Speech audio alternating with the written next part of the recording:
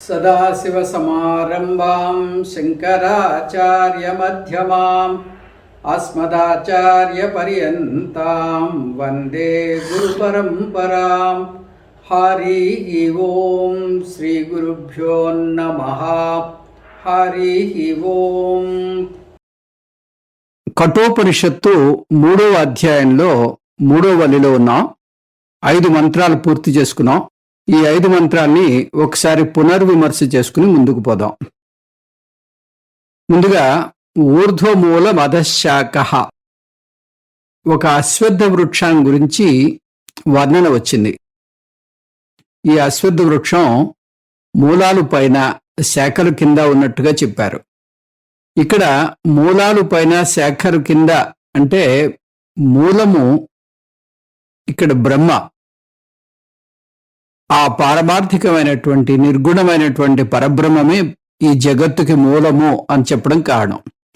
ఊర్ధ్వము అని చెప్పడంలో 2 కారణాలున్నాయి. ఒకటి, ఈ పారమార్థిక బ్రహ్మమే అధిష్టానము, శ్రేష్టము. ఈ పారమార్థిక బ్రహ్మమే సూక్ష్మమైనది అని కూడా. ఈ 2 అర్థాలతోటి ఊర్ధ్వము అనే పదాన్ని వాడారు. ఆ తర్వాత అవాక్ శేఖ, ఈ శేఖలు కిందగా ఉన్నాయి. శేఖలు కిందగా ఉన్నాయంటే సంసార వృక్షము ఆ పారమార్థిక బ్రహ్మం కన్నా తక్కువ స్థాయిలో ఉన్నాయి, అంటే వ్యవహార స్థాయిలో ఉన్నాయి. పారమార్థిక బ్రహ్మ ఉత్తమమైనటువంటి స్థాయిలో ఉన్నాడు. సంసారము తక్కువ స్థాయికి చెందినటువంటి వ్యవహార స్థాయికి చెందినది అని చెప్పడమే ఊర్ధ్వమూలం అధశాఖం అని చెప్పడం. ఇక్కడ సంసార వృక్షాన్ని అశ్వత్థ వృక్షంతో పోల్చి చెప్పారు. ఈ అశ్వత్థ వృక్షం ఎలాగ ఉంది అంటే, మొట్టమొదటిగా అశ్వత్థ వృక్షం మనకి మహత్వము అని చెప్పాడు. మహత్వం అంటే చాలా పెద్దదిగా ఉంది. అలాగే ఈ ప్రపంచం కూడా పరిమితి లేకుండా చాలా పెద్దదిగా కనిపిస్తుంది. 2వ లక్షణం ఆది అంతరహితత్వము. ఆది అంతరహితత్వం అంటే చెట్టు ముందా విత్తనం ముందా అంటే చెప్పడం కష్టం. ఏది ముందు అనేది చెప్పడం కష్టం. కాబట్టి ఈ అశ్వత్థ వృక్షానికి ఆది అంతం ఎట్లాగలేదో అలాగే సంసారానికి కూడా ఆది అంతము లేదు. దీని మొదలెక్కడా అని పరిశోధన చేస్తే ఇది వృత్తాకారంలో ఉంటుంది. చెట్టు ముందా విత్తనం ముందా అన్నట్టుగా తయారవుతుంది. కాబట్టి సంసార వృక్షము అనాది. అనిర్వచనీయత్వము, దీన్ని ఇది అని నిర్వచించడం కష్టం. ఏది కారణమో ఏది కార్యమో చెప్పడం కష్టం. అంటే చెట్టు పరంగా చూసినట్టయితే చెట్టు కారణము, విత్తనము కార్యము. అదే విత్తనం పరంగా చూస్తే విత్తనం కారణము, చెట్టు కార్యము. ఏది కారణము ఏది కార్యము అని చెప్పడానికి వీలు కానిది కాబట్టి అనిర్వచనీయము అని చెప్పారు. మూలత్వము, మూలత్వం అంటే కనబడని వేరు కనబడేటటువంటి చెట్టుకి ఆధారము. అలాగే ఈ కనబడేటటువంటి జగత్తంతటికి కూడా కనబడని నిర్గుణ పరబ్రహ్మ ఆధారము. దీన్ని తటస్థ లక్షణం అంటారు. ఇంద్రియాలకి గోచరము కానటువంటి ఆ పరబ్రహ్మే ఈ జగత్తంతటికీ మూల కారణము. ఇదే తటస్థ లక్షణం. ఇక శాఖావత్వము, ఈ చెట్టుకి అనేక శాఖలు ఉపశాఖలు ఉన్నాయి, చాలా విస్తరించి ఉంది. అదే మాదిరిగా మన ఈ జగత్తు కూడా అనేక లోకాలతోటి, ఊర్ధ్వలోకాలు కొని అధోలోకాలు కొని ఇట్లా 14 లోకాలతోటి విస్తరించి ఉంది. ఫలవత్వము, ప్రతి చెట్టుకి 3 రకాల పళ్ళు ఉంటాయి. తీపి పళ్ళు ఉంటాయి, చేదు పళ్ళు ఉంటాయి, మిశ్రమంగా ఉంటాయి. అదే మాదిరిగా ఈ సంసార వృక్షంలో కూడా జీవులు కర్మఫలాలను అనుభవిస్తూ ఉంటారు. అవి కొన్ని సానుకూలంగా ఉంటాయి, కొన్ని ప్రతికూలంగా ఉంటాయి, కొన్ని మిశ్రమంగా ఉంటాయి.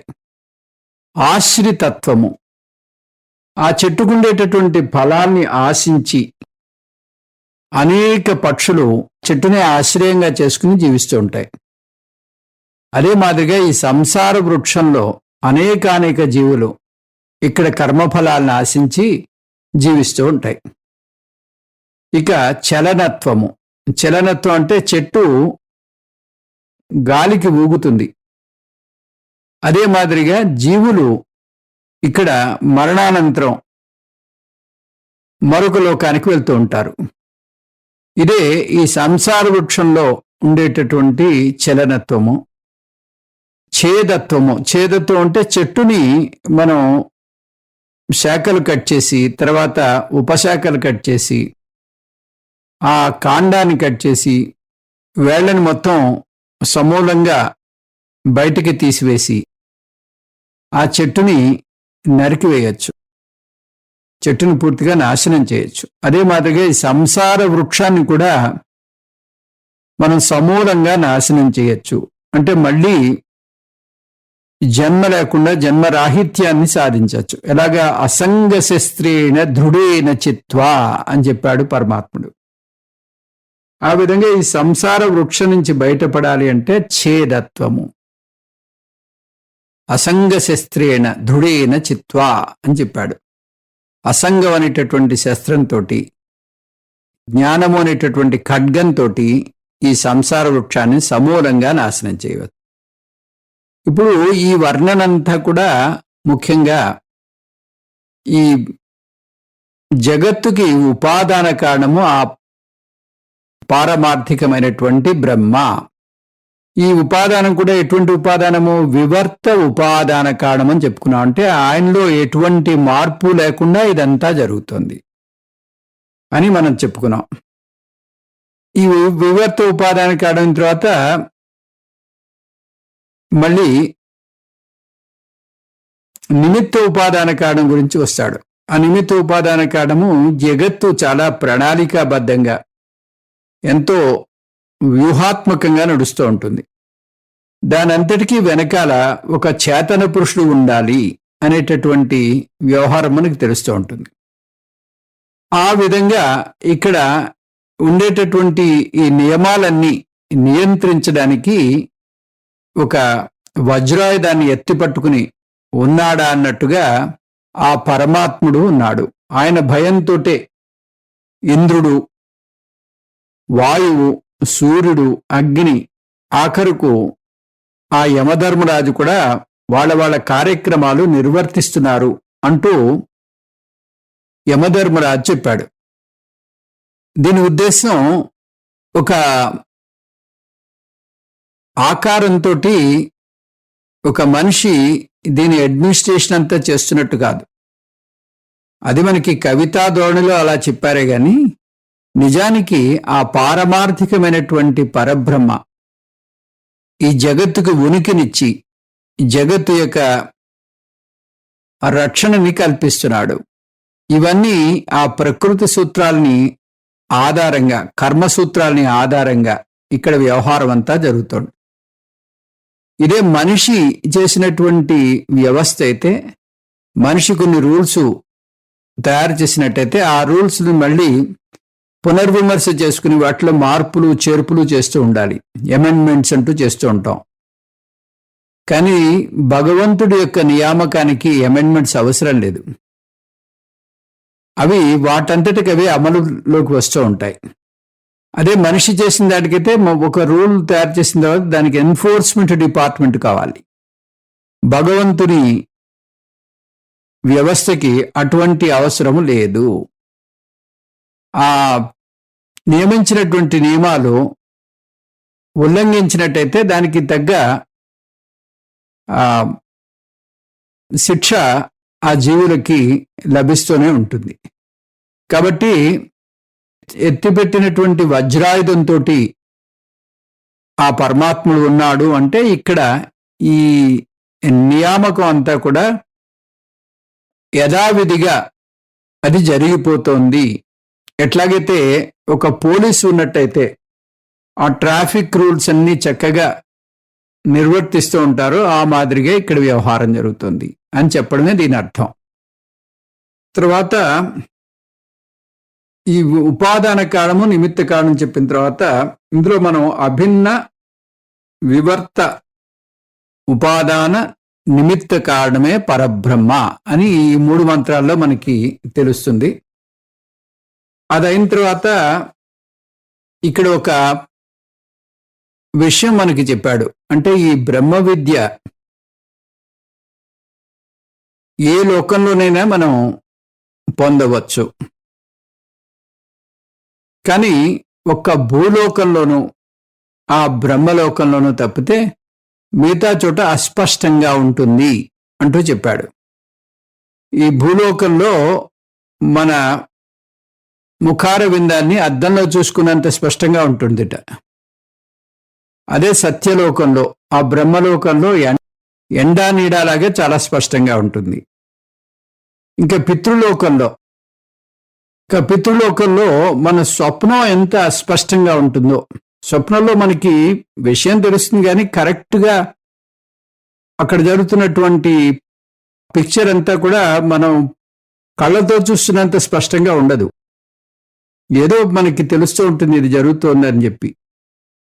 అంతేగాని అక్కడ జరిగినటువంటి ఈవెంట్స్ అన్ని పోసగుచ్చినట్టు, తర్వాత అక్కడ ఉండేటటువంటి ఆ మనుషులను కానీ అక్కడ ఉండేటటువంటి వస్తువులు కానీ ఇక్కడ చూసినంత స్పష్టంగా చూడలేం. అంటే జాగ్రత్త అవస్థలో చూసినంత స్పష్టతతోటి మనం ఆ స్వప్నంలో చూడలేం. ఎందుకంటే అప్పుడు మనస్సు అర్ధముకుళితంగా ఉంటుంది కాబట్టి ఆ స్వప్నం కొంచెం స్పష్టత తక్కువగా ఉంటుంది. అలాగే అక్కడ ఆత్మవిద్య కూడా అంత స్పష్టంగా బోధపడదు. ఇంకా గంధర్వలోకంలోకి వెళ్తే నీటిలో నీడ పడితే, లేదా నీరు మనకి అలలు వస్తున్నటువంటి నీరులో ఆ కింద వస్తువు మనకి ఎలాగా అంత స్పష్టంగా తెలియదో అదే మాదిరిగా ఆ గంధర్వలోకంలో ఉంటుంది. ఎందుకు ఇలా ఉంటుందంటే ఆ లోకాలన్నీ భోగ ప్రధానమైనటువంటి లోకాలు. ఆ లోకాలన్నీ భోగ ప్రధానమైనటువంటి లోకాలు కాబట్టి అక్కడ ఆత్మవిద్య స్పష్టంగా ఉండదు. ఆత్మవిద్య స్పష్టంగా ఉండదు కాబట్టి ఆ లోకాల్లో మనం ఆత్మవిద్య అందుకోవడం అనేది అంత తెలివైన పని కాదు. మనకి 2 చాయిస్లు ఉన్నాయి.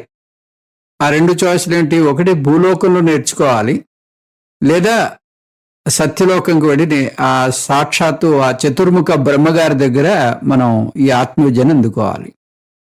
సత్యలోకానికి వెళ్ళడం చాలా కష్టం. ఎంతో ఉపాసనా బలం ఉండాలి. ఆ ఉపాసనా బలంతో మాత్రమే ఉపాసకుడు బ్రహ్మలోకానికి చేరుకోగలడు. బ్రహ్మలోకానికి చేరుకున్నటువంటి ఉపాసకుడు అక్కడ ఆత్మవిద్యను అందుకుని ఆత్మవిద్య వల్ల జీవన్ముక్తి, విదేహముక్తిని పొందుతాడు. అదే ఇక్కడ ఈ లోకంలో అక్కడ బ్రహ్మలోకానికి వెళ్ళడానికి చేసే ప్రయత్నంలో 1/10వ వంతు చేసినా కూడా ఇక్కడ ఈ లోకంలోనే ఇప్పుడే ఆనందాన్ని అనుభవిస్తూ జీవన్ముక్తిని, విదేహముక్తిని పొందొచ్చు.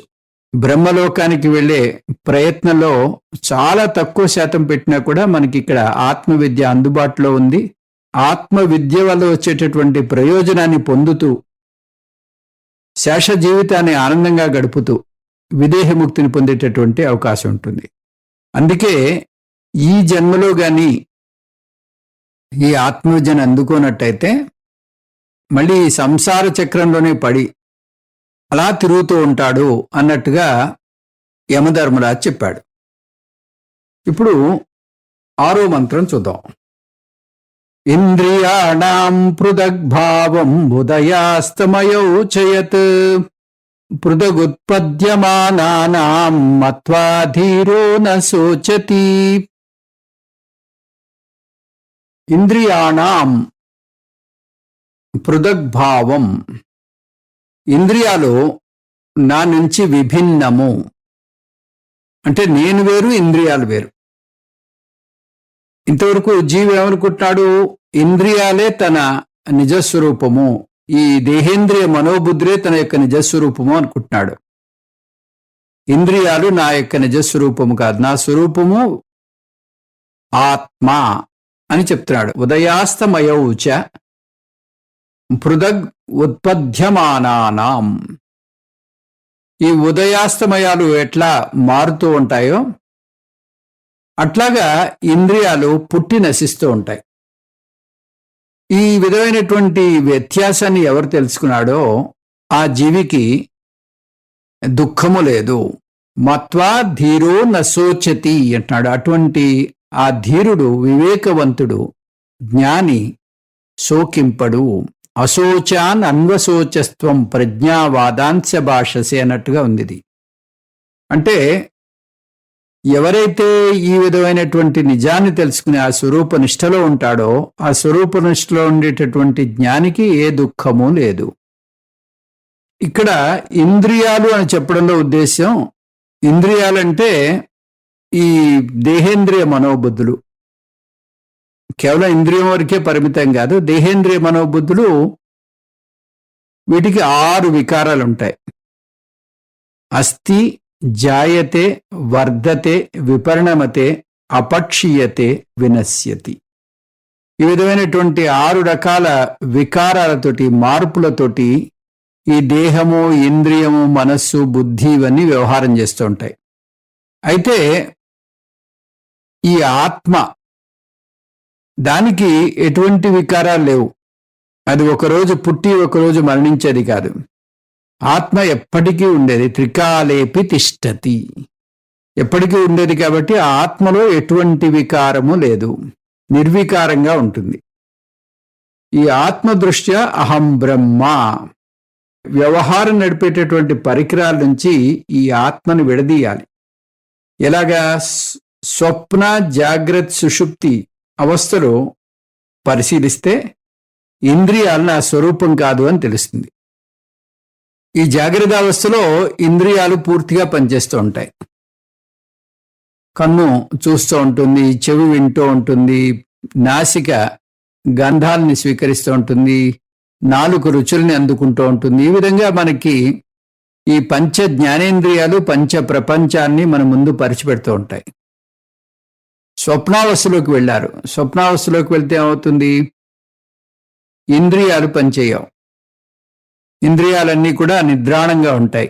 అప్పుడు మనస్సు ఒక్కటే పనిచేస్తోంది. ఆ మనోజన్యమైనటువంటి స్వప్నం మనకి కల్పించబడుతుంది. ఆ స్వప్నంలో స్వాప్నికుడు తిరుగుతూ ఉంటాడు. అక్కడ ఉండేటటువంటి స్వప్న గంధము, స్వప్న దృశ్యాన్ని చూస్తూ ఉంటాడు, స్వప్న శబ్దాలను వింటూ ఉంటాడు. ఈ పంచ జ్ఞానేంద్రియాలు స్వాప్నికంగా జరుగుతూ ఉంటాయి.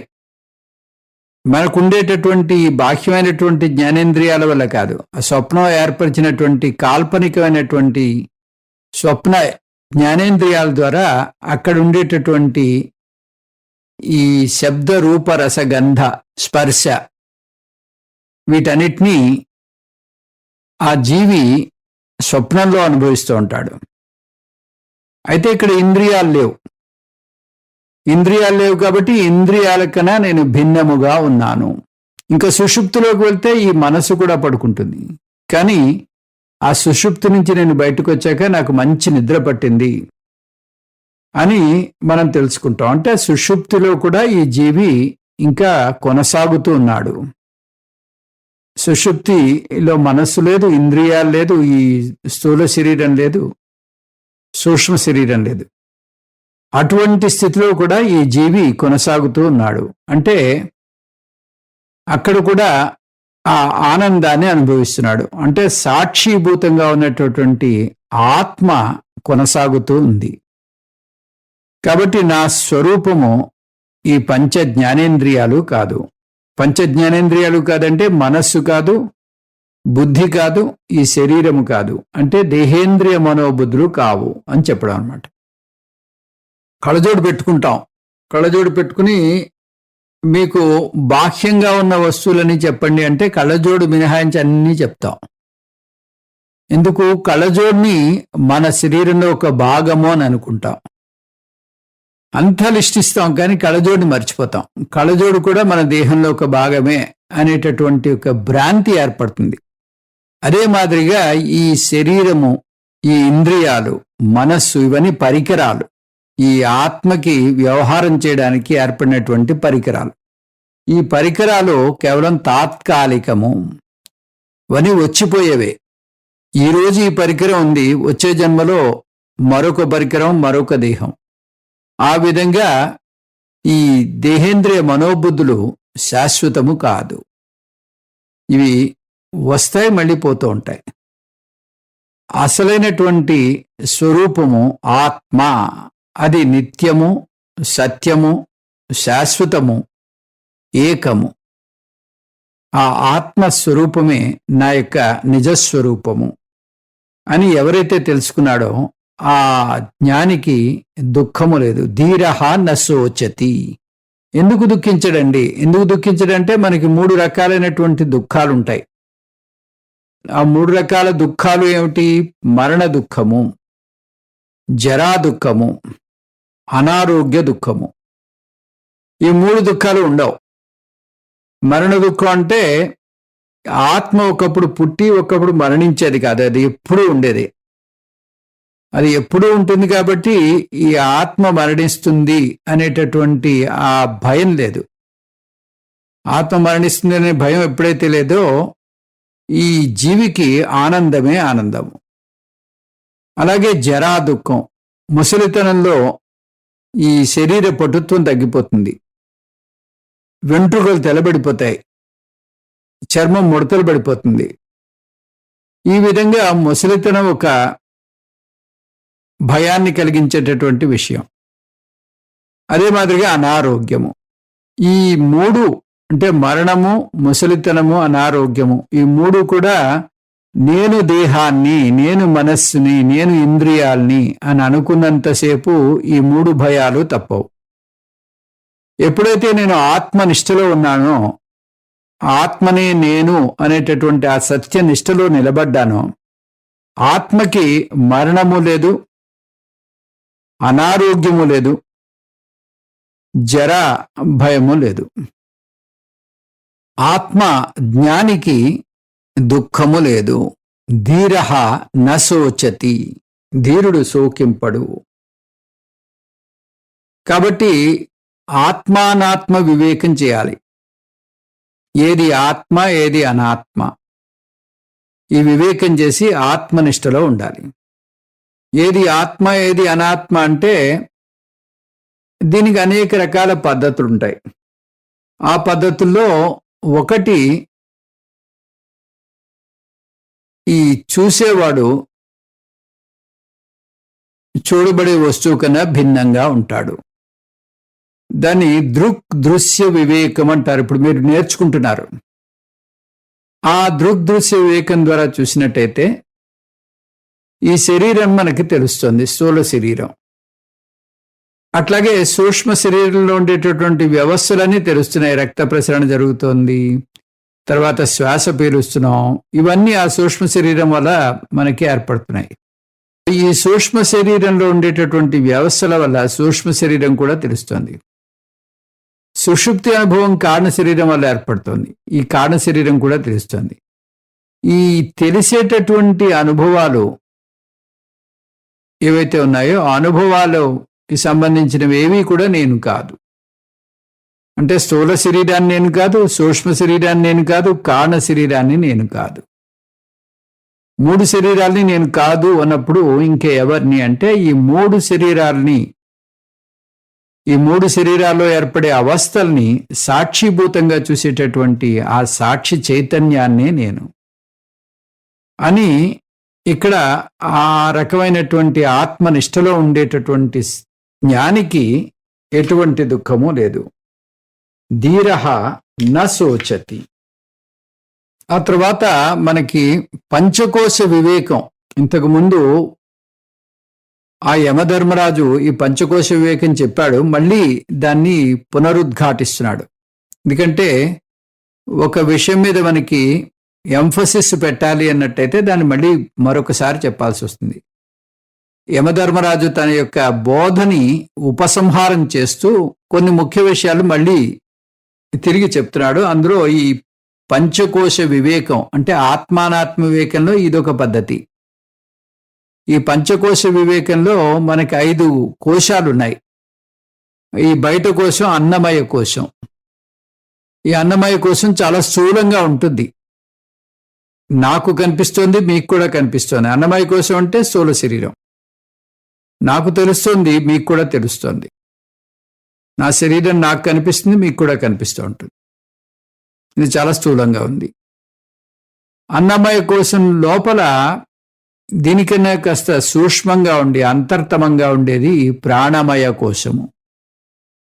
ఈ ప్రాణమయ కోశం అది మనకి ఆ ప్రాణం లోపల పీలుస్తున్నాం, తర్వాత వదులుతున్నాం, ఈ విధంగా ప్రాణమయ కోశం మనకి అనుభవంలోకి వస్తూ ఉంటుంది. దానికి ఇంకా సూక్ష్మంగా ఈ ప్రాణమయ కోశం కన్నా కూడా సూక్ష్మంగా ఉన్నది మనోమయ కోశము. ఈ మనోమయ కోశం వల్లే మనకి సంకల్పం వికల్పం జరుగుతూ ఉంటుంది. దీనికన్నా ఇంకా అంతర్తమైనది, ఇంకా సూక్ష్మమైనది విజ్ఞానమయ కోశము. ఆ విజ్ఞానమయ కోశం కన్నా ఇంకా ఆంతరంగా ఉండి ఇంకా సూక్ష్మంగా ఉన్నది ఆనందమయ కోశము. ఇవి 5 కోశాలు. ఆనందమయ కోశం కారణ శరీరము, ప్రాణమయ కోశము, మనోమయ కోశము, విజ్ఞానమయ కోశము, ఈ 3 కోశాలు కలిపి మనకి సూక్ష్మ శరీరం ఉంటాం. అంటే 3 శరీరాల్ని 5 కోశాలుగా విభజిస్తాం. స్థూల శరీరం అన్నమయ కోశము, ప్రాణమయ కోశము, మనోమయ కోశము, విజ్ఞానమయ కోశము సూక్ష్మ శరీరము, ఆనందమయ కోశము కారణ శరీరం. ఇవి మనకి కోశాలుగా ఉన్నటువంటి వ్యవహారం. ఈ కోశాల్లో మనకి ఈ ఆత్మ ప్రతిబింబించి చిదాభాస ఏర్పడి మనకి ఇక్కడ వ్యవహారం జరిగేలాగా ఏర్పాటు జరుగుతోంది. ఆత్మ యొక్క ప్రతిబింబం వల్ల చిదాభాస ఏర్పడుతోంది. ఆ చిదాభాస వల్ల ఈ కోశాల నుంచి మనకి ఇక్కడ వ్యవహారం జరిగేటటువంటి అవకాశం ఏర్పడుతుంది.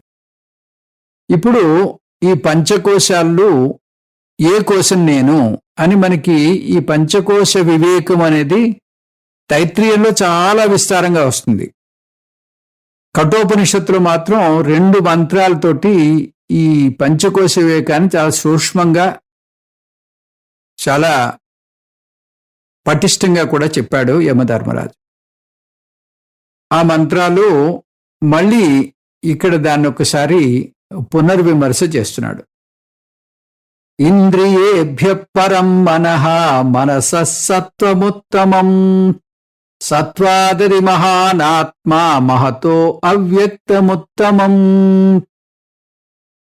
ఇంద్రియేభ్య, ఇంద్రియాల కన్నా మనస్సు చాలా బలమైనది. మనస్సు కన్నా బుద్ధి బలమైనది. బుద్ధి కన్నా సమష్టి బుద్ధి బలమైనది. సమష్టి బుద్ధి అతి శ్రేష్టమైనది. సమష్టి బుద్ధి కన్నా కూడా అవ్యక్తం ఇంకా శ్రేష్టమైనది.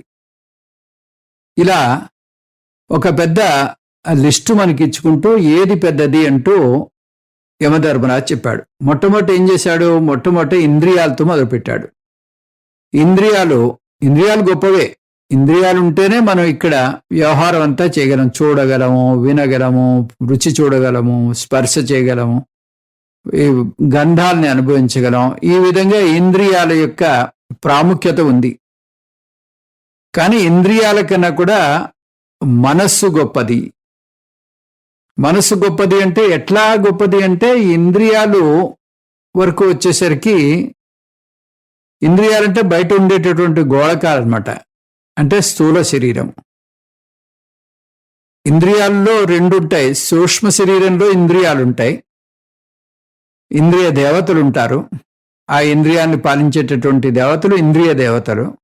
ఆ ఇంద్రియ దేవతల యొక్క ఆనుకూల్యత వల్ల ఇంద్రియాలు పనిచేస్తూ ఉంటాయి. ఆ ఇంద్రియాలకి గోళకాలు ఉంటాయి స్థూల శరీరంలో. ఆ గోళకాల వల్ల మనం చూడగలుగుతాం, వినగలుగుతాం, రుచి చూస్తాం, ఇవన్నీ చేస్తూ ఉంటాం. ఆ గోళకాలను తీసుకున్నట్టయితే గోళకాల కన్నా కూడా ఇంద్రియాలు గొప్పవి. ఎందుకు? ఇంద్రియాల్లో ఉండేటటువంటి ఇంద్రియ దేవతల యొక్క ఆనుకూల్యత వల్లే ఈ గోళకాలు పనిచేస్తాయి. గోళకాలున్నా కూడా ఇంద్రియ దేవతల ఆనుకూల్యత అయితే గోళకాలు పనిచేయవు. కాబట్టి ఇంద్రియాలు గొప్పవి. ఇంద్రియాల కన్నా కూడా మనస్సు గొప్పది అంటున్నాడు. ఎందుకంటే మనస్సు సహకరించాలి ఇంద్రియాల మీద. ఇంద్రియాలతో సహకరిస్తేనే మనస్సు యొక్క సహకారంతో ఇంద్రియాలు పనిచేస్తాయి. మనసు అన్యమనస్కంగా ఉందనుకోండి, పరధ్యానంగా ఉంది, ఆ కళ్ళలా చూస్తూ ఉంటాయి కానీ ఎదురుగుండా ఉండేటటువంటి వ్యక్తి మనకి కనిపించడు. ఆ వ్యక్తి అనుకుంటాడు, వీడేంటి నాకేసి చూస్తున్నాడు, నన్ను పలకరించట్లేదు, బాగా తలపొగరు ఎక్కువైపోయింది అనేటటువంటి అపోహలో పడిపోతాడు అవతల వ్యక్తి. ఈ వ్యక్తి పరిస్థితి ఏమిటి? ఈ వ్యక్తి చూస్తున్నాడే కానీ ఆ మనస్సు సహకరించట్లేదు, మనసు ఎక్కడికో పోయింది, ఇంద్రియాలు గాజు కళ్ళలాగా అలా చూస్తున్నాయి. కాబట్టి ఇంద్రియాలు మీకు పని చేయాలి అంటే ఇంద్రియాల వెనుక ఉన్నటువంటి ఆ మనస్సు కూడా సహకరించాలి. కాబట్టి ఇంద్రియాల కన్నా కూడా మనస్సు గొప్పది, మనస్సు కన్నా బుద్ధి గొప్పది అంటున్నాడు. మనస్సు కన్నా బుద్ధి గొప్పది అంటే బుద్ధి నిశ్చయాత్మకం బుద్ధి. ఇది చెయ్యి, ఇది చేయకూడదు, ఇది సరైంది, ఇది సరైంది కాదు అని చెప్పేది బుద్ధి. ఆ బుద్ధి యొక్క తోడ్పాటుతోటే మనస్సు పనిచేస్తూ ఉంటుంది. కాబట్టి ఇంద్రియాలు కన్నా మనస్సు గొప్పది, మనస్సు కన్నా బుద్ధి గొప్పది. ఆ బుద్ధి కన్నా ఏది గొప్పది? బుద్ధి అనేది ఇక్కడ ఏం చెప్తున్నాడు? సత్వం అంటున్నాడు. సత్వం అంటే సత్వగుణం అని చెప్పుకోకూడదు ఇక్కడ. మనస్సు కన్నా సత్వగుణం గొప్పది అంటున్నాడు. మనస సత్వముత్తమం అంటున్నాడు. మనస్సు కన్నా కూడా సత్వం గొప్పదిట. సత్వం అంటే సత్వగుణం కాదు, మనస్సు కన్నా కూడా వ్యష్టి బుద్ధి అంటే ఇండివిజువల్ బుద్ధి ఉంటుంది కదా, ఈ వ్యక్తిలో ఉండేటటువంటి బుద్ధి గొప్పది. సత్వాదది మహానాత్మ అంటున్నాడు. ఈ సత్వం కన్నా కూడా ఆ సమష్టి బుద్ధి, కాస్మిక్ ఇంటెలిజెన్స్, అది గొప్పదిట. అంటే హిరణ్య గర్భ గొప్పవాడు. మహతః అవ్యక్తముత్తమం. ఆ మహత్తు కన్నా కూడా అవ్యక్తం. అవ్యక్తముత్తమం అంటే, అవ్యక్తం అంటే కారణ ప్రపంచము, సమష్టి కారణ శరీరము లేదా కారణ ప్రపంచము. దాన్ని మాయా అని కూడా అంటాం. ఈ మాయ గొప్పది. అంటే సమష్టి ఆనందమయ కోశం అనమాట. సమష్టి ఆనందమయ కోశం అంటే సమష్టి కారణ ప్రపంచము, అదే మాయ. ఈ మాయే గొప్పది అన్నాడు. అంటే మాయ అల్టిమేట్ అంటే మాయ అల్టిమేట్ కాదు, ఆ మాయ కన్నా ఇంకా ఉన్నతమైనవి ఉన్నాయి, అవి వచ్చే మంత్రంలో చెప్తారు. ఇక్కడ మనకి స్థూల కోశాన్ని నుంచి సూక్ష్మమైన కోశంలోకి వెళ్తూ ఉంటాం. అన్నమయ కోశం చాలా స్థూలంగా ఉంటుంది. ఆ స్థూలమయ కోశమే నేను అని అనుకున్నట్టయితే స్థూలమయ కోశం కూడా పడుకుండిపోతుంది. ఎప్పుడు పడుకుండిపోతుంది? స్వప్నంలో పడుకుండిపోతుంది. పడుకుండిపోయి కేవలం సూక్ష్మ శరీరం మాత్రమే పనిచేస్తూ ఉంటుంది. సూక్ష్మ శరీరం పనిచేస్తూ ఉంటుంది కాబట్టి స్థూల శరీరం కన్నా కూడా సూక్ష్మ శరీరం గొప్పది. అంటే సూక్ష్మ శరీరం అంటే ఏమున్నాయి? ప్రాణమయ కోశము, మనోమయ కోశము, విజ్ఞానమయ కోశము. మొట్టమొదటిగా ఈ అన్నమయ కోశం కన్నా ప్రాణమయ కోశం గొప్పది. ఎందుకంటే అన్నమయ కోశం కన్నా సూక్ష్మంగా ప్రాణమయ కోశం ఉంటుంది కాబట్టి ప్రాణమయ కోశం గొప్పది, అదే నేను. అంటే ప్రాణమే నా యొక్క నిజస్వరూపము అన్నట్టు. ప్రాణమయ కోశం కన్నా మనోమయ కోశం గొప్పది.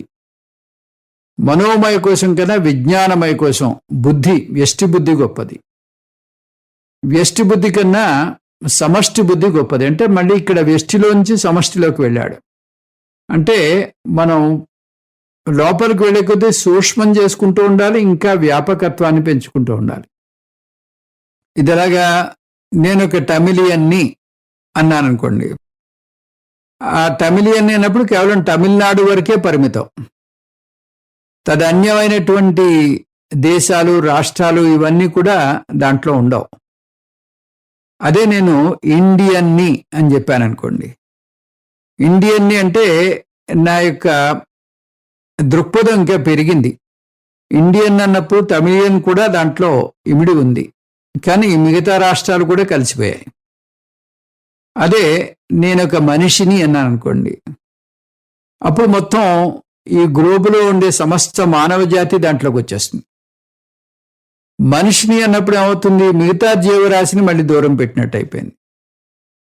అప్పుడు నేను ఒక జీవిని అని చెప్తే అన్ని జీవరాశులు, చెట్లు, పశువులు, పక్షులు, మనుషులు అందరూ కూడా వచ్చేస్తారు.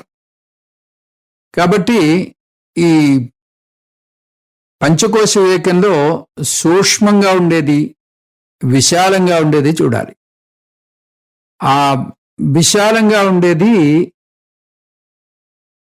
మాయ అని తీసుకొచ్చాడు. ఆ మాయ కన్నా ఇంకా ఉత్తమమైనది ఉంటుందో 8వ మంత్రంలో ఉంటుంది, చూద్దాం. అవ్యక్తాత్ పరః పురుషః వ్యాపకో లింగ ఏవ చ యం జ్ఞాత్వా ముచ్యంతే జంతుః అమృతత్వం చ గచ్చతి.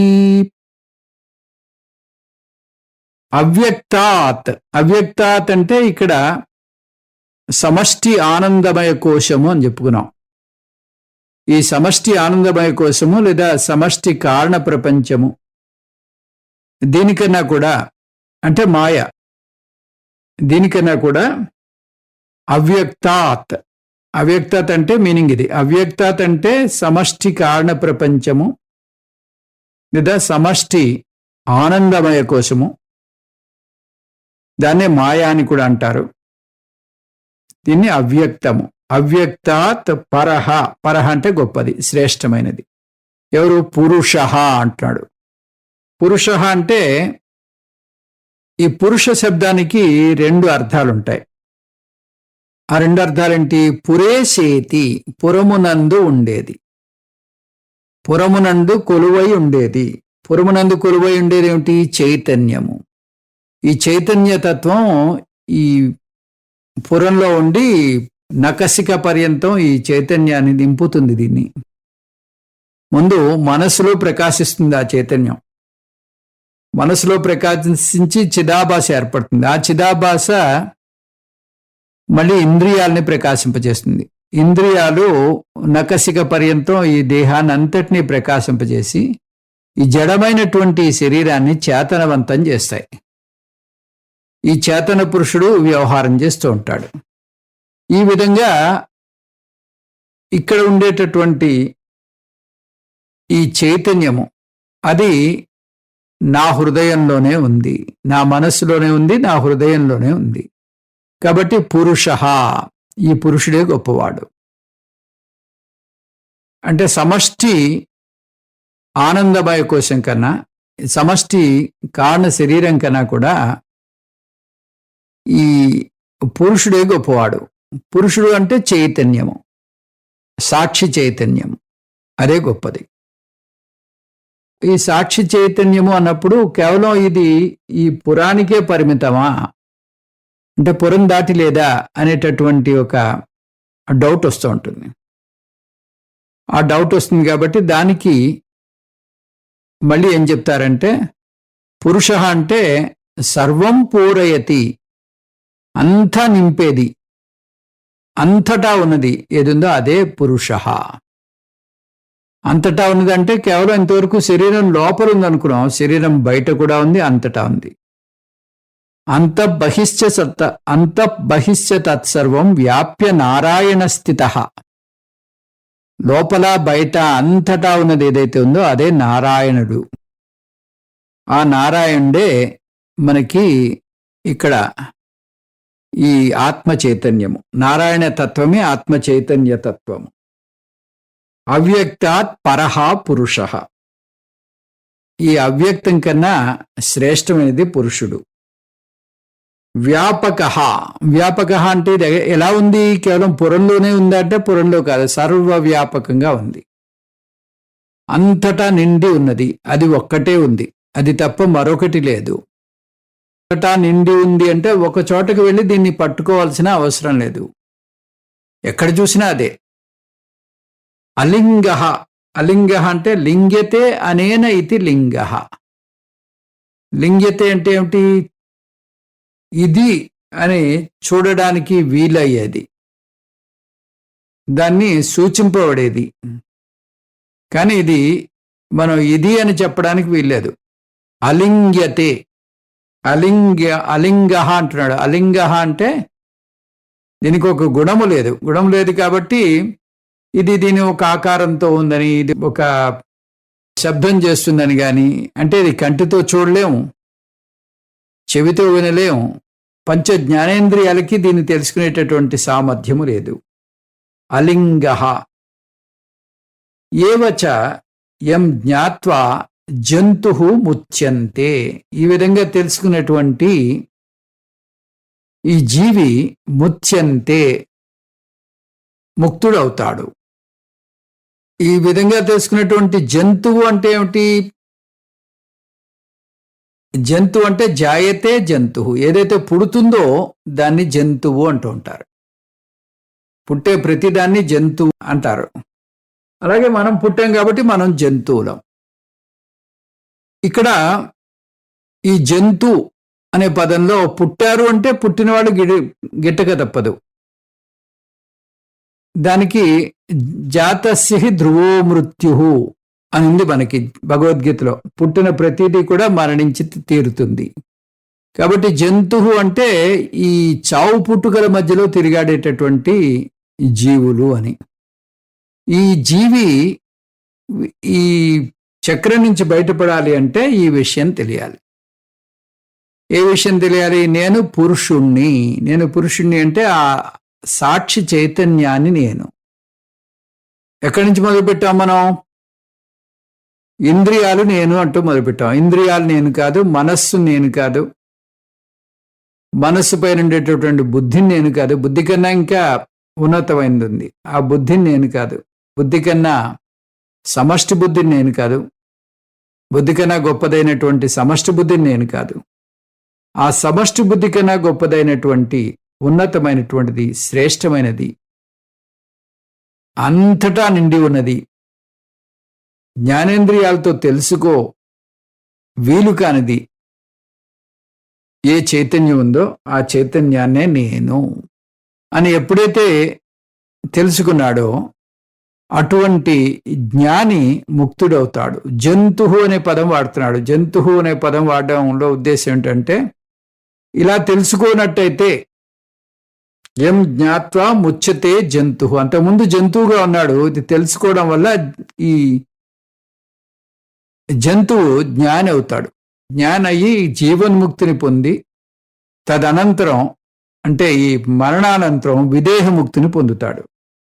అమృతత్వం చ గచ్చతి.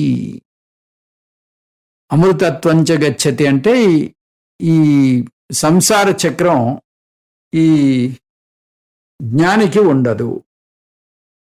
ఆనందం ఇక్కడే ఇప్పుడే అనుభవిస్తూ ఉంటాడు. అవ్యక్తాత్ పరః పురుషః. అవ్యక్తం కన్నా శ్రేష్టమైనది చైతన్యము. అది ఎక్కడ దొరుకుతుందండి అని మళ్ళీ ప్రశ్న వేయకూడదు. ఈ ఆత్మ ఎక్కడ దొరుకుతుందండి అని. మనకు దర్శనమిస్తుందా? మనసు శూన్యం చేస్తే ఆత్మ సాక్షాత్కారం అవుతుందా? ఇటువంటి ప్రశ్నలు వస్తాయి. మనస్సు శూన్యం చేస్తే ఆత్మ సాక్షాత్కారం కాదు.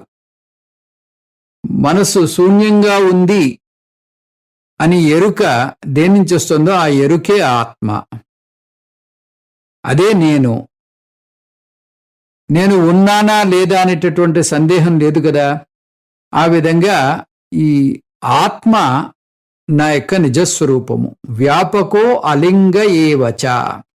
ఏ విధమైనటువంటి చైతన్యము? సర్వవ్యాపకము. అలలా చూస్తే పరిమితితోటి ఉంది, రూపంతో ఉంది. నీరుగా చూస్తే శాశ్వతంగా ఉంది, దీనికి గుణాలు లేవు, నిర్గుణ చైతన్యము. ఎం జ్ఞాత్వా ముచ్యంతే జంతుః. ఈ నిర్గుణ చైతన్యాన్ని ఎవరు తెలుసుకుంటారో, ఎవరు ఆ నిష్టలో ఉంటారో, ఆ చైతన్యమే నేను అనేటటువంటి నిష్టలో ఉంటారో అతను అమృతత్వాన్ని పొందుతాడు. జంతుః పదాన్ని వాడాడు. జాయతే ఇది జంతుః, శాశ్వతము కానిది అని. ఆ శాశ్వతము కానటువంటి జంతువు ఎప్పుడైతే ఈ విషయం తెలిసిందో తను శాశ్వతమైనటువంటి ఆత్మను అని తెలుసుకుంటాడు. అమృతత్వంచ గచ్చతి. అమరత్వాన్ని పొందుతాడు. 9వ మంత్రం చూద్దాం. న సందృచే తిష్టతి రూపమస్య న చక్షుషా పశ్యతి కశ్చనైనం వృథా మనీషా మనసా అభిక్లుప్తో ఏ ఏతద్విదుః అమృతా తే భవంతి అస్య రూపం న సందృశే తిష్టతి. దీని యొక్క ఈ చైతన్యం యొక్క రూపాన్ని ఎవరు చూడలేరు. దీని యొక్క రూపాన్ని ఎవరు చూడలేరంటే దీనికి ఇది నిర్గుణమైంది కాబట్టి దీన్ని ఒక ఆకారంలో చూడాలి, దీన్ని ఒక వ్యవహారంలో చూడాలి, దీన్ని నేను ఈ కళతో దర్శించాలి అని ఎవరైతే అనుకుంటూ ఉంటాడో అటువంటి వ్యక్తికి ఇది ఎప్పటికీ ఒక పెద్ద మిస్టరీయే. ఏనం కశ్చన చక్షుషా న పశ్యతి. దీన్ని ఎవరు కూడా కళ్ళతో చూడలేరు. కళ్ళతో ఎందుకు చూడలేరు? ఇది స్థూలమైనటువంటి వస్తువు కాదు. ఇది నువ్వే చూసేటటువంటి నువ్వే అది. ఎవరైతే దీన్ని చూడ్డానికి ప్రయత్నిస్తున్నాడో ఆ చూడబడే వ్యక్తే ఈ చైతన్యము. వ్యక్తే ఈ చైతన్యం అంటే దేహేంద్రియ మనోబుద్ధులు కాదు. ఆ వ్యక్తి దేహేంద్రియ మనోబుద్ధుల్లో సాక్షి చైతన్యంగా ఉండేటటువంటి ఆ చైతన్యమే ఆ వ్యక్తి యొక్క నిజస్వరూపము. కాబట్టి ఏన కశ్చన చక్షుషా న పశ్యతి. ఎవరు కూడా దీన్ని కళ్ళతోటి చూడలేరు. అంటే చెవితో వినలేరు, నాలుగుతో రుచి చూడలేరు. ఇవన్నీ కలుపుకోవాలి. అశబ్దం అస్పర్శం అరూపం అవ్యయం తదారసం నిత్యం అగంధవచ్చయత్ అని చెప్పాడు. దీనికో శబ్దం లేదు, స్పర్శ లేదు, రూపం లేదు. ఇది అవ్యయమైనది, ఒక రసం లేదు అని ఈ విధంగా మనకి కఠోపనిషత్తులోనే వచ్చింది. ఈ చైతన్య రూపాన్ని ఎలా చూస్తారంటే ఇది బుద్ధితోటి హృదా మనీషా మనసా అభిక్లుప్త. దీన్ని హృదయంలో జ్ఞానులు దర్శిస్తూ ఉంటారు. హృదయంలో దర్శిస్తూ ఉంటారంటే ఈ ఎవరైతే సమ్యక్ దర్శనం చేస్తూ ఉంటారో, సమ్యక్ దర్శనం అంటే నా యొక్క నిజస్వరూపము ఆత్మ, ఈ ఆత్మ చైతన్యం వల్లే ఇక్కడ వ్యవహారం అంతా జరుగుతోంది అని ఆ సమ్యక్ దర్శనం వివేకం చేసి ఆత్మానాత్మ వివేకం చేసి ఆ ఆత్మని దర్శనం చేసుకుంటారో, దర్శనం చేసుకోవాలంటే ఆ ఆత్మని అవగతం చేసుకుంటారో అటువంటి జ్ఞానులకి ఎవరైతే ఈ విధంగా దీన్ని దర్శనం చేసుకుంటూ ఉంటారో ఏతద్ విదుహు, ఎవరైతే దీన్ని ఈ ఆత్మతత్వంలో నిలబడి ఆత్మని నేను అని తెలుసుకుంటారో తే అమృతా భవంతి. వాళ్ళకి పునరపి జననం పునరపి మరణం అనేటటువంటి సంసార చక్రము లేదు. అమృతా భవంతి అంటే వాళ్ళు అమృతత్వాన్ని పొందుతారు. అమృతత్వాన్ని పొందుతారు అంటే ఇక వాళ్ళకి మరుజన్మ లేదు. చక్షుషా న పశ్యతి అనేది కేనోపనిషత్తులో కూడా చూసాం. అలాగే ఎత్తదద్రేశ్యం అగ్రాహ్యం అగోత్రం అవర్ణం అంటూ ముండకోపనిషత్తులో చూసాం. అంటే ఈ ఆత్మ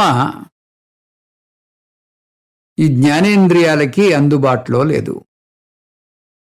అగోచరము, జ్ఞానేంద్రియ అగోచరము. మరి ఎలా తెలుస్తుంది అంటే ఇది కేవలం గురు శాస్త్ర ఉపదేశం వల్ల మాత్రమే దీన్ని తెలుసుకోగలము. మీ కళను మీరు చూసుకోవాలి. మీ కళను మీరు చూసుకోవాలంటే ఎలా, దాన్ని ఎలా చూడగలరు? ఒకే ఒక మార్గం ఉంది. ఒక అద్దాన్ని తెచ్చుకుని అద్దం ముందు నుంచోవాలి. అదే మాదిరిగా మీ యొక్క నిజస్వరూపం మీరు ఆ సాక్షి చైతన్యము అని తెలియాలి అన్నట్టయితే దానికి శాస్త్రము, గురువు ఈ రెండు కూడా అద్దంలాగా పనిచేస్తాయి. శాస్త్రం అద్దంలాగా ఉంటుంది, గురువు అద్దాన్ని ఎలా ఉపయోగించాలో చెప్తాడు. అద్దాన్ని ఎలా వాడినట్టయితే మీకు మీ యొక్క దర్శనం దొరుకుతుందో చెప్తాడు. అద్దం పక్కకెళ్ళి నుంచున్నారనుకోండి, మీకు అద్దంలో మీ యొక్క ముఖార విధంగా కనిపించదు. అలాగే అద్దాన్ని తిప్పిపెట్టారు అంటే వెనక వైపుకు పెట్టారు, అప్పుడు కూడా మీ యొక్క దర్శనం దొరకదు. ఈ విధంగా దాన్ని వాడడం కూడా తెలియాలి. ఆ శాస్త్రాన్ని అవగాహన చేసుకోవడం కూడా మనకి తెలియాలి. కాబట్టి గురువు యొక్క సహాయంతో శాస్త్రాన్ని అందుకుని ఆ ఆత్మస్వరూపాన్ని తెలుసుకుని ఆత్మనిష్టలో ఎవరైతే ఉంటారో తే అమృతాభవంతి, వాళ్ళు ఈ అమృతత్వాన్ని పొందుతారు అని ఈ ఆత్మతత్వాన్ని చెప్తూ, ఆత్మతత్వంలో ఉండేటటువంటి ప్రయోజనాన్ని కూడా చెప్తూ ఈ మంత్రం ముగిసింది. కాబట్టి ఇది పరిపూర్ణమైనటువంటి మంత్రం. ఇంకా ఇటువంటి మంత్రాలు ముందు ముందు ఇంకా రాబోతున్నాయి. ఓం తత్సత్. సర్వం శ్రీకృష్ణార్పణం అస్తు. ఓం పూర్ణమద పూర్ణమిదం పూర్ణాత్ పూర్ణముదచ్యతే పూర్ణస్య పూర్ణమాదాయ పూర్ణమేవావశిష్యతే. ఓం శాంతి శాంతి శాంతి. హరి ఓం. శ్రీ గురుభ్యో నమః. హరి ఓం.